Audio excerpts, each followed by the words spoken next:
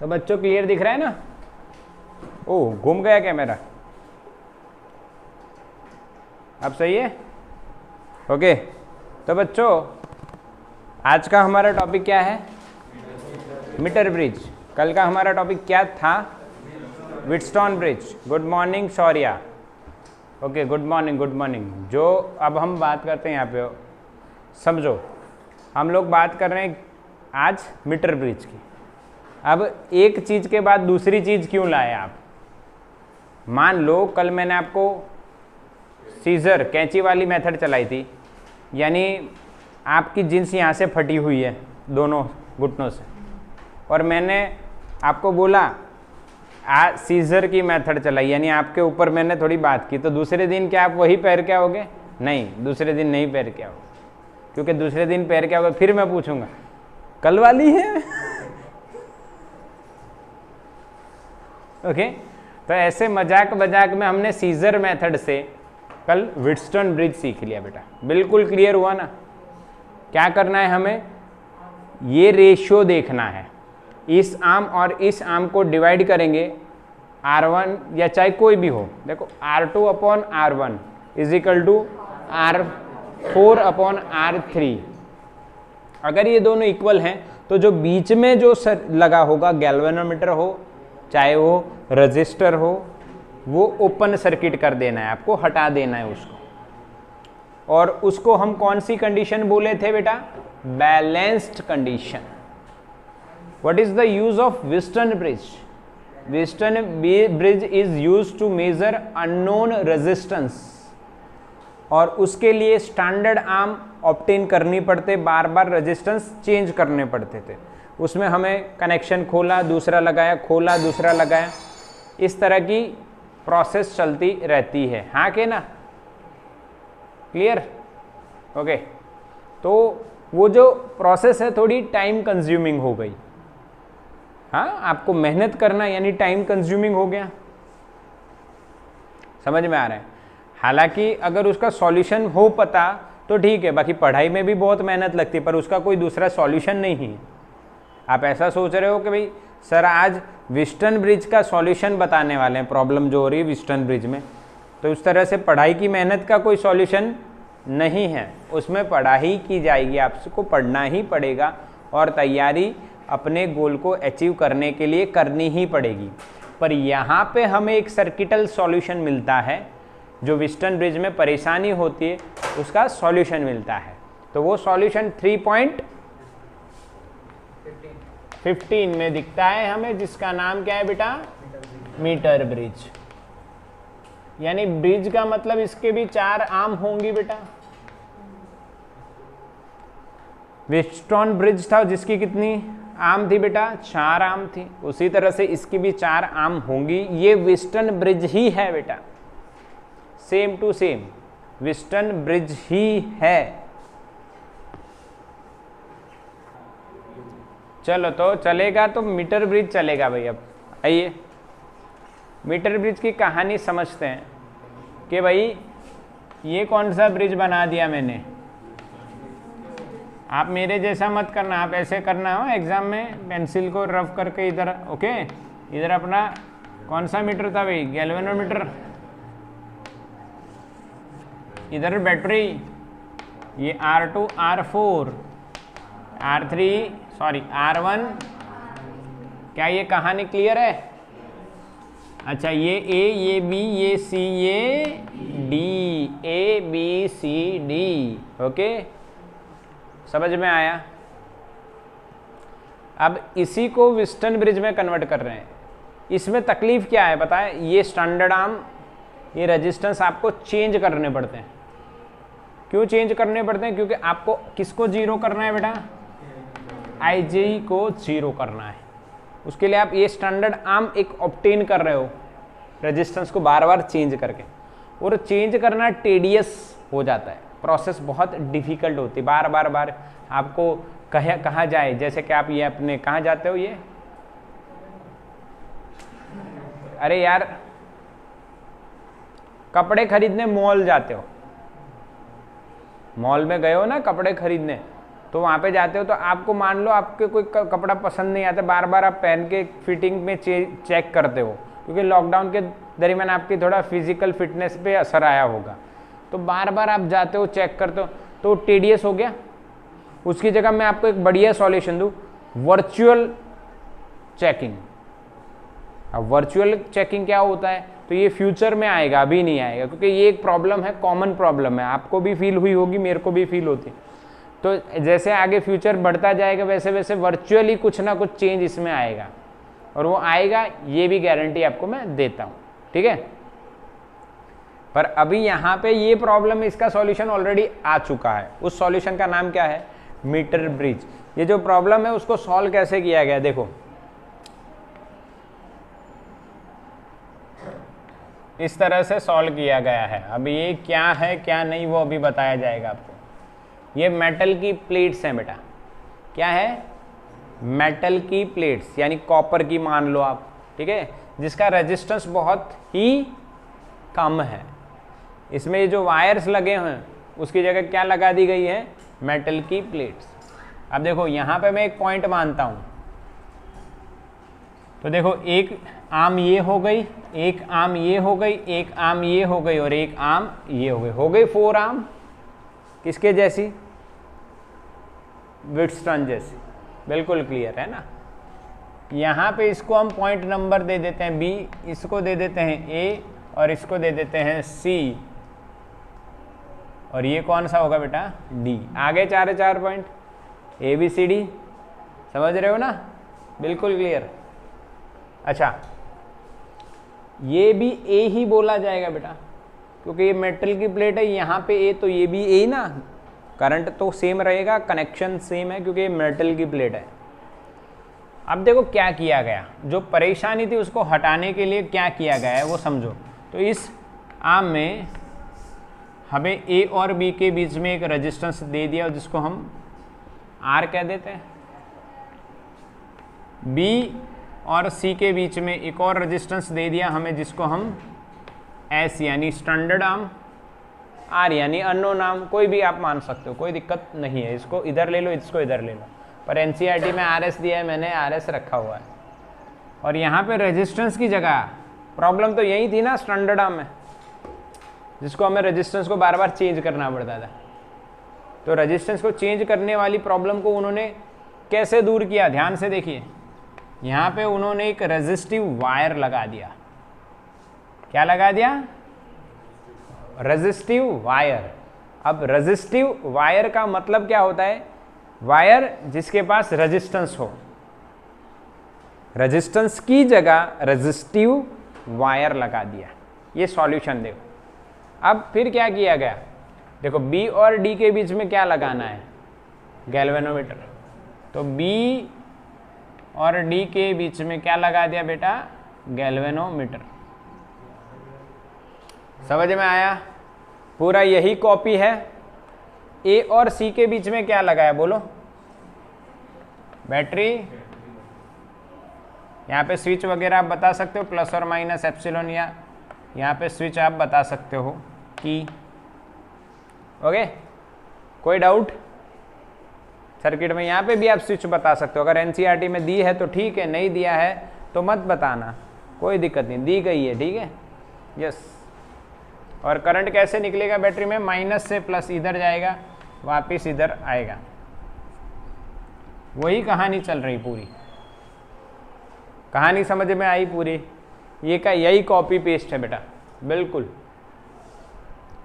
अब यहाँ पे डी पे थोड़ा सा आपको ध्यान देना है। ये जो ट्रायंगल शेप में मैंने बताई ये है क्या, तो ये एक की है बेटा, और जिसका नाम है जॉकी। क्या नाम है, जॉकी। ब्लर दिख रहा है, नहीं दिख रहा है, क्लियर है, ओके। जॉकी, ध्यान से समझना स्पेलिंग को, JOC है, सही है ना, स्पेलिंग चेक करो, एनसीईआरटी में देखो, JOCKEY की है, जॉक की। कैसी की है, जॉक की। अब ये जॉक की है क्या, इसको जॉकी जॉकी बोलते हैं, पर ये है जॉक की। अब ये जॉक की का मतलब क्या है वो बता देता हूँ, देखिए ध्यान से समझ रहे हैं। ये इस तरह का एक प्लास्टिक का कैप होता है, ऊपर इधर वायर कनेक्ट करने के लिए कनेक्शन बनाया हुआ है, और इधर नाइफ जैसा एज होता है। कैसा एज होता है बेटा, नाइफ, यानी एकदम धारदार होता है आगे से, जिससे क्या होगा, कनेक्शन एकदम परफेक्ट होगा। किसका कनेक्शन, ये जॉकी आप वायर पे रखोगे इधर, तो वायर और इस की के बीच में कनेक्शन एकदम परफेक्ट होगा, इसीलिए इसको नाइफ जैसे एज में रखा जाता है। ओके, इसका एकदम शार्प होता है। आपको प्रैक्टिकली ये देखने को मिलने वाला है, क्योंकि व्हिटस्टोन ब्रिज और मीटर ब्रिज आपके प्रैक्टिकल में इन्वॉल्व होते हैं। ठीक है, अब देखिए बेटा, आपको एक और ज्ञान की बात हम बताते हैं। अब आपको ये प्रैक्टिकल कैसे होगा, व्हिटस्टोन ब्रिज में जब प्रैक्टिकल आप कर रहे थे बेटा, तब आपको रेजिस्टिव जो स्टैंडर्ड आर्म है उसको बार बार चेंज करनी पड़ती थी, यानी वायर के कनेक्शन खोले फिर लगाए, या वहाँ पे अलग अलग अलग कुछ भी आप ऑप्शनल रेजिस्टेंस बॉक्स के टाइप भी आप रख सकते हो, बट वो बार बार चेंज करने की प्रॉब्लम तो आएगी, और एवरेज वैल्यू मिलेगी, नॉट एग्जैक्ट बढ़िया आंसर नहीं आएगा, उसमें लाने में बहुत देर लग जाएगी। और जबकि इसमें आप क्या करोगे, जॉकी को आपने रखा, चेक किया गैल्वेनोमीटर में करंट है कि नहीं, जीरो हुआ कि नहीं हुआ, नहीं हुआ तो इसको स्लाइड कर दिया। अब स्लाइड करना हो कोई चीज़ को ऐसा तो इजी हुआ ना बेटा, बिल्कुल आपको फिर गैल्वेनोमीटर ऐसे घूमता दिखेगा, उसके अंदर का जो अपना पॉइंटर होता है, और जैसे वो जीरो पे आ गया आपका काम हो गया।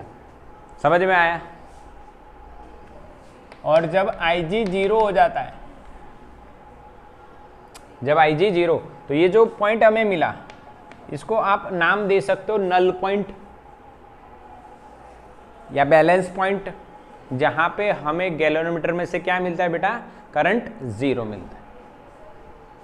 तो IG अगर जीरो हुआ तो मीटर ब्रिज कौन सी कंडीशन में आ गया बताइए, इज इन, वही कहानी, बैलेंस्ड कंडीशन। यानी इसका मतलब क्या हुआ, यहां से जो करंट आया यहां पे डिवाइड हुआ, और यहां पे सीधा सीधा इधर से निकला, और ये इधर से निकला। वही कहानी है जो मीटर ब्रिज में बन रही थी, सॉरी कौन से ब्रिज में, व्हिटस्टोन ब्रिज में। ओके, पक्का। अब एक बात ये भी आपको बता दूं कि मीटर ब्रिज में ये जो वायर होता है, रेजिस्टिव वायर, इसकी लेंथ कितनी, 1 मीटर, इसीलिए इसका नाम क्या है, मीटर ब्रिज। हाँ, इस वायर की AC की जो लेंथ है वो 1 मीटर यानी 100 सेंटीमीटर होती है, इसीलिए इसको क्या बोला गया बेटा, मीटर ब्रिज। पक्का। बैलेंस कंडीशन होने के बाद आपको मेरी कहानी पता तो है, इन दो का रेशियो इज इक्वल्स टू इन दो का रेशियो, वही होगा। अगर आप ऑब्टेन करना चाहते हो, अगर आप ऑब्टेन करना चाहते हो तो अगेन व्हिटस्टोन ब्रिज का प्रोसेस फॉलो कर लो, आंसर तो वही आने वाला है। तो देखो हम डायरेक्टली मान लेते हैं भाई R upon R of AD is equal to S upon R of CD, इसका रेजिस्टेंस अपॉन इसका is equal to S upon resistance of CD। अब ये यहाँ पे आपके पास स्केल होगी, प्रैक्टिकली स्केल होगी इसके ऊपर 100 सेंटीमीटर की, तो ये आपने L1 माना, तो ये कितना होगा बेटा, L2, और क्या L2 को आप 100 माइनस L1 लिख दोगे, क्योंकि बेटा टोटल 100 है और ये L1 लिखा, तो ये कितना आया, 100 माइनस L1। बोलो क्लियर। ओके, अब यहाँ पे थोड़ी सी एक और बात आपको समझनी है। RCM ये है रेजिस्टेंस पर unit length of metre bridge wire, जिसका यूनिट हो जाएगा ओम पर सेंटीमीटर या मीटर। प्रैक्टिकली हम लोग सेंटीमीटर भी सोच सकते हैं, पर आरसीएम इसीलिए लिखा गया है ना, पर यूनिट सेंटीमीटर। ओके, ओम पर मीटर या ओम पर सेंटीमीटर, कितना रेजिस्टेंस पर सेंटीमीटर है। यस, आके ना ऐसा यूनिट क्या लिखोगे, ओम पर मीटर, पर यहाँ पे सेंटीमीटर में आएगा। ओके, चलिए तो अब फ्रॉम इक्वेशन 1 आप क्या लिखोगे, देखो आर अपॉन बेटा R C M into L1। अब आप कहोगे सर ये क्या किया आपने, are C M into L1, तो इसका रेजिस्टेंस कितना होगा, तो यूनिट लेंथ का रेजिस्टेंस कितना है, RCM यूनिट लेंथ का, तो L1 लेंथ का कितना हुआ, पता चल गया। चलो इधर क्या होगा बताओ, RCM इंटू L2 या 100 माइनस L1। RCM कट हो गया, अब देखो shortcut, R upon L1 is equal to S upon L2, वही बात हो गई। सीजर कैंची वाली बात तो यहाँ पे भी हो ही रही है, दोनों साइड देखो, इसका रेजिस्टेंस अपॉन इसका, पर इसका रेजिस्टेंस पर यूनिट लेंथ RCM वो इधर कट हो रहा है, तो R upon L1 is equal to S upon L2। कर सकते हैं कि नहीं, पक्का। तो अगर आपको R फाइंड करना है तो क्या हो जाएगा बेटा, L1 by L2 into S, और L1 अपॉन L2 की जगह 100 माइनस L1 इंटू S। ये फाइनली आपको आंसर मिल जाएगा और मीटर ब्रिज आपका खत्म हो जाएगा बिल्कुल तरीके से, बिल्कुल इजीली आप याद रखोगे। तो अब यानी सम्स के लिए आपको बेटा क्या याद रखना है, फटाक से देखो, जब अभी आप ऐसा नाम सुनो तो आपके दिमाग में ये बात तुरंत आ जानी चाहिए, ये जो मैंने ड्रॉ की, ये R है, ये S है, यहाँ पे आपको गैल्वेनोमीटर लगा के नल पॉइंट मिलेगा, ये L1 हो जाएगी और ये L2। समझ में आया फटाक से। तो अब आप क्या करोगे बेटा, directly R upon L1 is equal to S upon L2, या आप ऐसा भी कर सकते हो R by S is equal to L1 by L2, दोनों तरीके एक ही हैं, कोई दिक्कत नहीं है। S फॉर स्टैंडर्ड आर्म है बेटा, ओके पक्का। अब देखो एक और बात बताता हूं आपको, अगर आपने प्रैक्टिकल स्टार्ट किया R और S की वैल्यू फाइंड करने के लिए या S R की वैल्यू फाइंड करने के लिए, और इसका आपको आंसर मिला और ये भी आपको आंसर पता है, तो मान लो प्रैक्टिकली अगर आप R को इधर लगाओगे और S को इधर लगाओगे तो L1 इधर आ जाएगी, यानी L1 तो इधर ही रहेगी, पर ये जो लेंथ की वैल्यू है वही वैल्यू आपको कहाँ मिलेगी, R के सामने। समझ में आया कि नहीं आया, कि बाउंस हो गया। मान लो आपने इसको लिया, देखो बेटा एक एग्जांपल, इसको मैंने 10 ओम लिया और इसको 20 ओम लिया, क्या लिया 10 और 20, तो मान लो ये आपको मिलता है भाई 40 सेंटीमीटर, तो ये कितना मिला बेटा 60 सेंटीमीटर। समझ में आया, ये 10 है तो ये 40 मिलता है, मान लो सपोज हो कोई भी वैल्यू मिलेगी, मैंने एग्जैक्ट नहीं ले रहा हूँ, 20 अपॉन ये 60 मिलेगा। अब मैं ये 10 को उठा के इधर रख दूँ और 20 को इधर लेके आ जाएं, तो अब इधर कितना मिलेगा 40 या 60, और इधर क्या मिलेगा 40। ये बात आपको प्रैक्टिकली भी पता चलेगी और कैलकुलेशन से भी पता लगेगी, ठीक है। तो एक बात ये भी आपको ध्यान रखनी है बेटा, क्लियर हुआ। मीटर ब्रिज बिल्कुल इजी है, स्क्रीनशॉट ले लो इसका जल्दी से।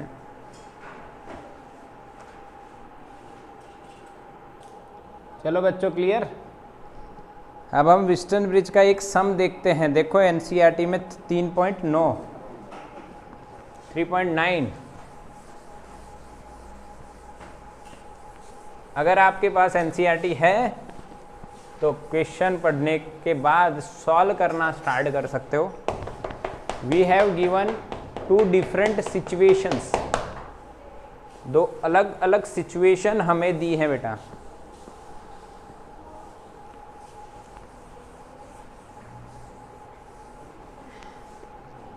चलो देखते हैं कैसे।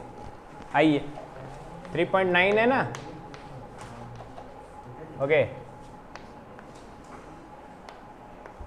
ये R रेजिस्टेंस है और ये S है बेटा,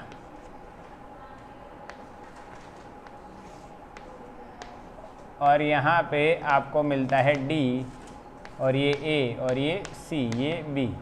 तो ये जो लेंथ है आपको पहले दी गई है बेटा L1 33.7 सेंटीमीटर, और ये आपको L2 इससे फाइंड कर लेनी है। बात की बात है, रुको पहले क्वेश्चन समझो, ये क्वेश्चन समझा रहा हूँ। क्वेश्चन ऐसे दिया हुआ है कि R और S दो रेजिस्टेंस है मीटर ब्रिज पे, और जब हम जॉक की को ऐसे घुमाते हैं तो गैल्वेनोमीटर में करंट 0 मिलता है। तो जो नल पॉइंट है ए से कितनी दूरी पे है बेटा, 33.7 सेंटीमीटर। आपको ये बता दूं, ये सारी कौन सी प्लेट है बेटा, मेटल प्लेट, जिनका रेजिस्टेंस कैसा होता है, लो होता है, बहुत ही लो, जिससे करंट चेंज ना हो। ओके, अब वो हमें क्या कहते हैं बेटा, ध्यान से समझो। वो हमें ऐसा कहते हैं कि अगर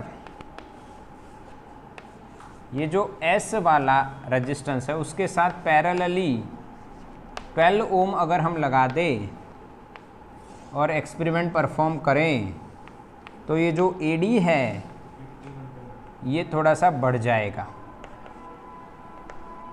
क्या हो जाएगा, थोड़ा बढ़ जाएगा। कितना हो जाएगा, 51.9 सेंटीमीटर, ये L1 हो जाएगा।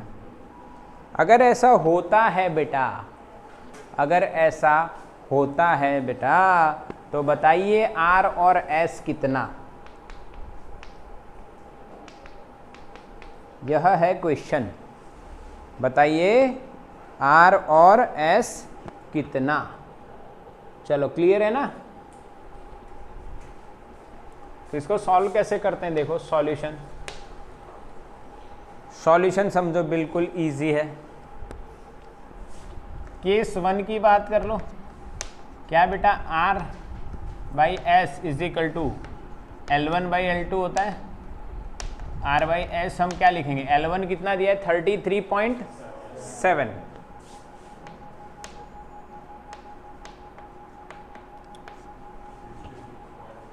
अब इसमें आपको L2 लिखना है तो 100 माइनस 33 करना है। अब 100 माइनस 33.7 करना है, तो आप 34 कर दो, कितना आएगा, 66 आएगा।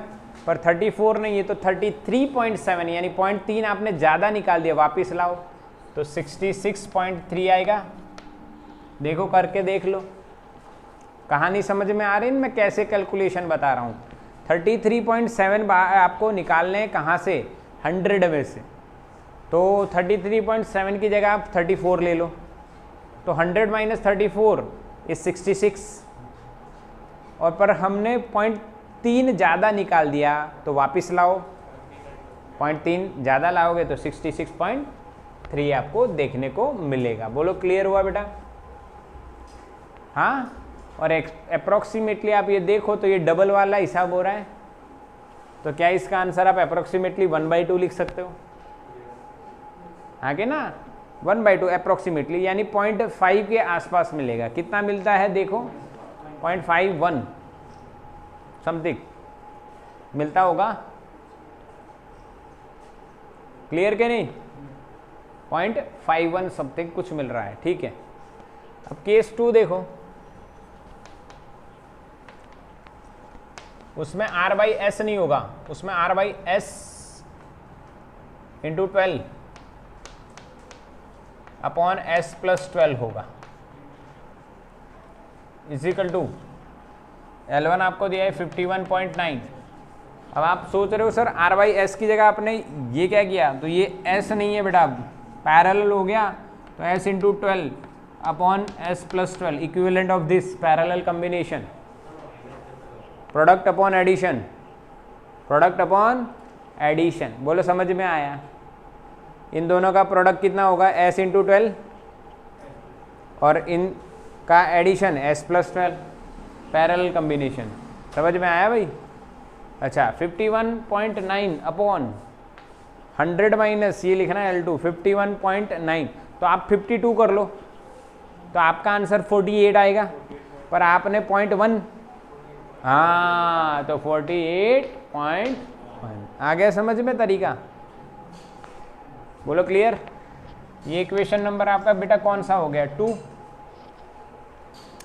आपको R और S फाइंड करने, तो आप कैसे फाइंड करोगे बेटा, दोनों के रेशियो ले लो, दोनों का रेशियो ले लो, डिवाइड इक्वेशन 1/2, इसको इससे डिवाइड करोगे तो R/S तो वैसे ही मर जाएंगे,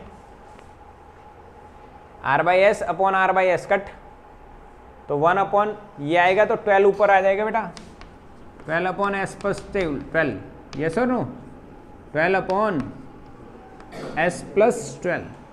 समझ में आया कि नहीं आया, कि बाउंस गया, समझ में आ रहा है ना। ये अपॉन ये किया मैंने, तो यहाँ पे डिनोमिनेटर का डिनोमिनेटर ऊपर आ गया, RS तो कट हो गया, तो 12 ऊपर गया, और नीचे क्या आएगा S प्लस 12। इधर भी ऐसा ही होगा, पर इधर आप थोड़ा सा ध्यान से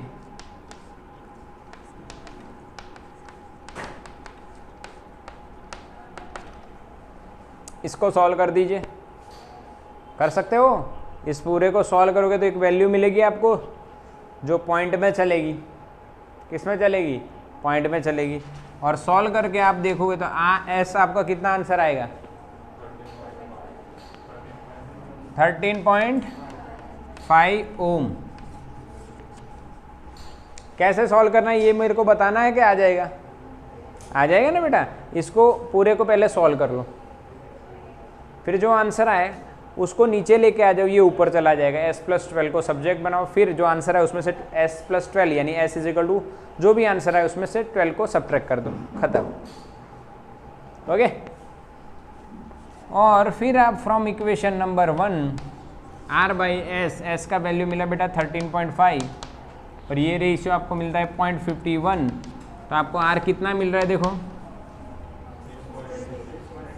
6 ओम।